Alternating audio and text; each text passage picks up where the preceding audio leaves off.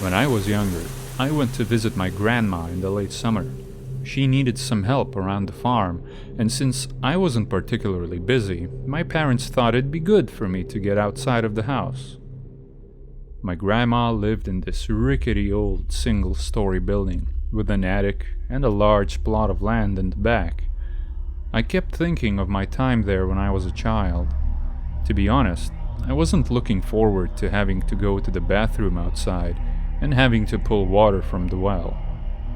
I remember she had a couple of neighbors with their own fields on either side of hers. One of them creeped the hell out of me because he would always walk with a limp. I never knew the exact reason, but I assumed it was related to some sort of farming accident. I didn't let it sour my mood too much. It's only for a few days, anyway. Besides, maybe I'll end up making friends with some farm animals. When I got there, it was raining heavily. A huge storm front had moved over the local area, and the news said it would take around a week to disperse. Grandma was already waiting for me, so I ran inside as fast as I could. It was already late, so she just helped me settle in and went off to bed. I was sleeping in the living room. It was filled with old, ornate furniture, the kind of stuff you would see at a flea market, but a little less banged up. I got a weird sense of having traveled back in time more than a few decades. The picture of my deceased grandpa did little to liven up the room.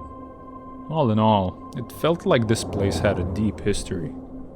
As I was laying in bed, the rain kept rattling at the windows, the pattering noise getting interrupted by a flash and the thunder every so often. I couldn't sleep. Maybe it was the uncomfortable bed, maybe it was the picture of Grandpa, or maybe it was the toy lion that was left on an armchair that, in this near-pitch blackness, started to look like something humanoid, the rest being filled by my imagination. Regardless, I couldn't sleep. Before going to bed, my grandma forbade the use of electronics during the storm. She was afraid lightning would strike the house and fry the devices. Trying to calm myself, I kept looking at the ceiling, where, unfortunately, the shadows of dead trees danced in the wind. It was hard not to get a little tense about all of this, so I went to the window to close the curtains, and I took a look outside. Light flashed, and my heart dropped to my ankles. Thunder soon followed, and I couldn't believe what I saw. There was someone standing in the darkness, right in the middle of my grandma's field. Unconsciously, I shied to the edge of the window and kept looking outside. Not long after, another flash of lightning covered the land. The person seemed to be tilling the field. It doesn't make any sense. In this weather? There was also something else nagging at my senses. Something that I didn't notice the first time, which terrified me to the bone.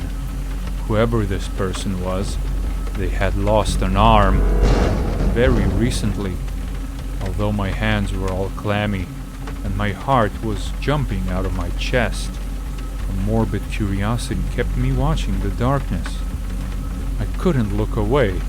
Soon enough, a bright flash rolled over the field, and I saw the figure turn towards the house, limping in my direction, with two beady yellow eyes looking straight at me.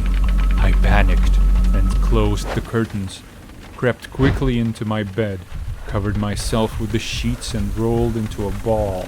The entire night, I couldn't sleep a wink, always thinking about what I saw, trying to convince myself it was just the neighbor, acting strangely, water dripping from his sleeve.